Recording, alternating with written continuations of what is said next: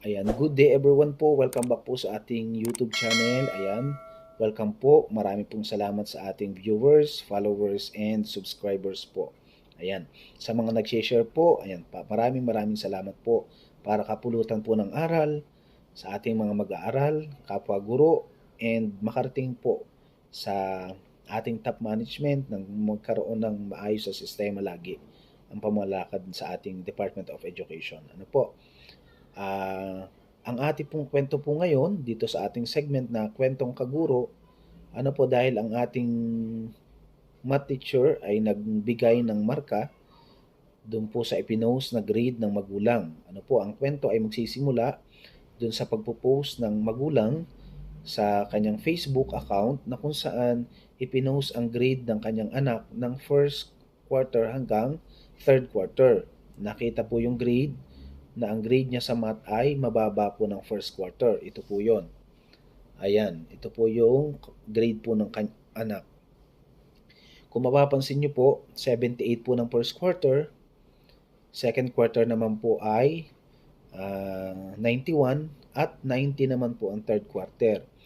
Parang ang post po ng magulang ay may bilog. Ano po, binilugan niya yung first quarter. So meaning, kung ako po yung magulang, nararamdaman ko po na yun lamang yung mababa sa kanyang anak. Halos po ay len of 9 lahat ang grade at dun lang siya bumagsak. Kumbaga, mapangit tingnan para sa kanya na 78. Pero ito pong ating video ito ay para linawin ang mga bagay-bagay. Ano po? Nang sa ganon makatulong po tayo sa mga aaral, magulang at mga guro. Ano po? Una, posible po ba talaga mangyari yung ganong computation ng grade? Ang sagot po dyan ay yes po. Ano po? Kasi po magkakaiba po ang learning competency ng bawat quarter. May pagkakataon po na mahirap yung first quarter, mas madali ang second quarter. Depende rin po sa magiging assessment po ng teacher. Depende rin po sa evaluation result na makukuha din po ng mag-aaral. Ano po? Maaaring may pagkukulang kaya bumaba.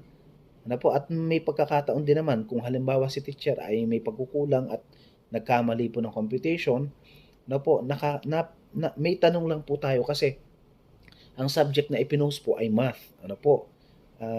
Napakarami po nating nakikita at nababalitaan na talagang napakasisipag ng ating mga math teachers na magturo sa buong Pilipinas. Ano po? Talagang sila po, when it comes to assessment and evaluation, sila po ay laging fair assessment. Hindi naman totally sure tayo na laging 100% ay hindi po sila nagkakamali. Pero ang pinag-uusapan po natin dito ay kung posible rin po ba talaga mangyari na mababa po ang quarter. Okay, nasagot na nga po kanina na yes po, posible po talagang mangyari. Dahil magkakaiba po minsan ang level of difficulty ng bawat quarter. Na po, ngayon, nangyari na nga po na ganitong mababa. Ano po ang gagawin po ng magulang? Pwede po ang magulang mag-request ng appointment na po na makausap po, ma-send po sa advisor o kaya sa principal na makausap po ang subject teacher ng kanyang anak para malaman po ang buong katotohanan kung bakit po mababa ang first quarter samantalang len of 9 naman po siya ng second at third quarter. Na po, may karapatan po ba ang magulang? Yes po, may karapatan po ang magulang na makita ang class record o yung computation po ng grade ng kanyang anak. Ano po, para maipaliwanag po kung merong kulang na output o kaya ay may pagkukulang yung bata o kaya naman ay may bagsak na evaluation yung assessment na ginawa ng teacher. Ano po, nangyayari po yon. Ano po, katulad po ng sinabi ko, may pagkakataon din naman na kung halimbawa po yan ay tumagal na ng napakaraming buwan, ano po, maaaring kaya hindi nabibigyan ng pansin ay hindi nga po ikino-concern ng magulang. Kaya marapat po lagi na pupunta lagi sa school para makipagsangguni at kausapin po ang advisor at principal at subject teacher po. Nang magkaliwanagan, ano po, kasi ako po, dati no ako po ay subject teacher, lahat po ng aking mag-aaral ay may portfolio na kung saan bawat ibinabalik kong chinekan kong papel ay iniipon nila sa portfolio.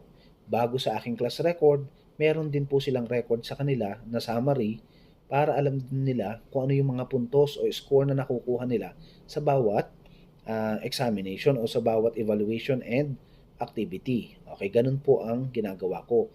Kaya ito po ay panawagan din sa ating mga guro, especially sa mga teachers, dapat maging transparent din po tayo sa ating mga learners, ano po, at magulang. Pwede po kayo mag-create ng GC at magbalik po talaga dapat ng mga output. Na po dapat po talaga tayo nag-check lagi ng output at nare-receive nila ang kanilang result. Yung result po nila. Yung score ay dapat makita po talaga nila. Halimbawa po, meron pong assessment na 1 to 20, dapat maibalik po ang papel sa mga mag-aaral. Nang sa ganun po, malaman din ng mga learners kung ano ang possible na mangyari sa kanilang grade. Isa pa pong paglilinaw para naman po sa ating advisor at saka sa mga subject teacher, ipaalam nyo po agad sa advisor at magulang kung may ang laki po ng ibinaba o ang laki ng itinaas. Minsan kasi po kapag mataas po sobra, kagaya po ng 78 naging 91, ano po, ang laki po ng itinaas, ano po, hindi na totally maiko-concern yon. Kasi alam ng subject teacher na ikatutuwa pa po yun ng magulang at bata. Pero kapag naman ang tinutumbok natin ay malaki po ang ibinaba, pwede po talagang maipatawag naman ang magulang para mailahad ang datos kung ano nga ba ang nangyayari, kung bakit ganon ang pagkakaiba ng grade ng kanyang bata. Kasi ang sakit talaga sa magulang lalo na kung ang bata ay running for honors o kaya ay valedictorian o salutatorian. Ano po, talagang nakakapag-isip tayo na kailangan talaga maihabol o mabigyan mo lang ng konsiderasyon.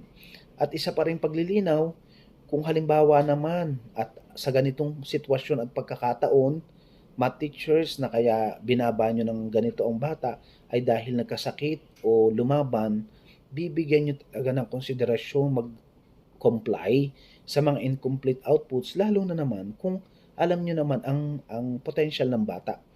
Ano po, karapat dapat ang bata makatanggap ng completion, ano po, ng consideration of course, dahil kung ang bata ay lumaban o nag-participate sa ibang contest, sa ibang activity, sa ibang subject, ano po, dapat talaga bigyan, lalong higit kung ang bata ay nagkasakit o kaya ay may naging problema sa bahay o may nangyari sa magulang, may sakit na family member o namatayan, ganun po. Kasi may pagkakataon po kaya bumaba ay ilang buwang wala ang bata, napabayaan ang kanyang pag-aaral. Kaya dapat mas klaro ito sa ating mga guro, sa ating mga magulang, ano po, para nang sa ganon ay aware po ang lahat kung bakit po nangyayari ang ganito. Para naman po sa nag-post ng ganitong magulang, ano po, may nagpo-post po ng ganitong magulang, huwag po muna kayong dumirekta sa pagpo-post sa social media hanggang hindi nyo po nabibigyang linaw sa paaralan.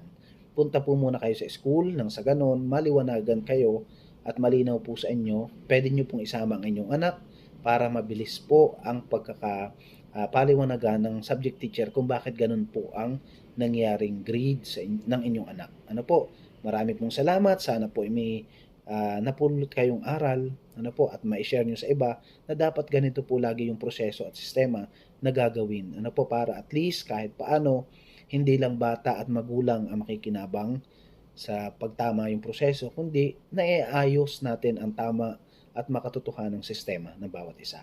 Marami pong salamat.